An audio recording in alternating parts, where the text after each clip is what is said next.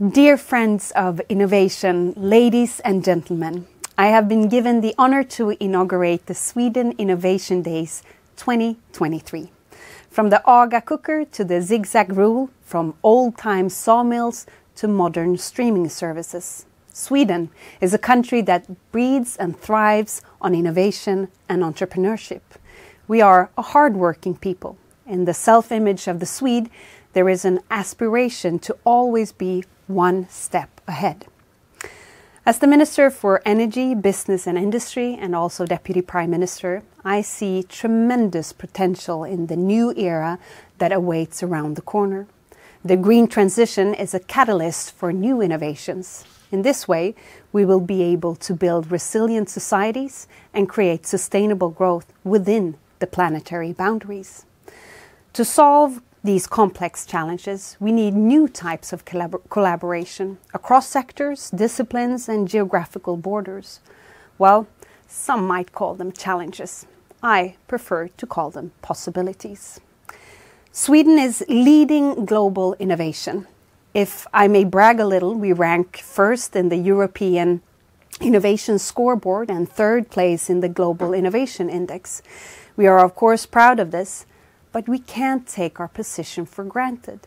Much of our competitiveness comes from our ability to be innovative and to stay innovative. We must reinvent ourselves constantly, and we do. Swedish companies create world-class cutting-edge products and services. As an example, Sweden is ranked 8th place globally in the number of patent applications per capita. We also have leading innovation hubs, clusters, science parks and incubators that attract companies, investments and talents from near and far. We invest a lot in research. About 3.4% of our GDP goes into research and development. That is considerably more than the OECD and the EU average. Of these investments, around 70% comes from the business sector. And that means that our companies are very R&D heavy. And they keep investing in research and innovation across the world and on our own turf. Sweden has a small domestic market. Many of our companies need to think globally from day one. And this is true for both large corporations and innovative startup companies. So international collaboration really comes naturally. But we also need innovative government agencies to make the most of new technology and to create an attractive and sustainable society with good public services. Technology is evolving at a rapid pace. This creates enormous opportunities but also challenges. Government agencies and policymakers struggle to keep up. Regulatory sandboxes and innovative public procurements are examples of tools that can help government agencies to support innovation and provide better services. As Minister for Energy, Business and Industry, I want to make it easier for both companies and agencies to be innovative. More agile and pragmatic solutions regarding permits and regulations are needed, and less red tape for innovation. A free market creates freer thoughts that brings out the best ideas, which generates the best innovations.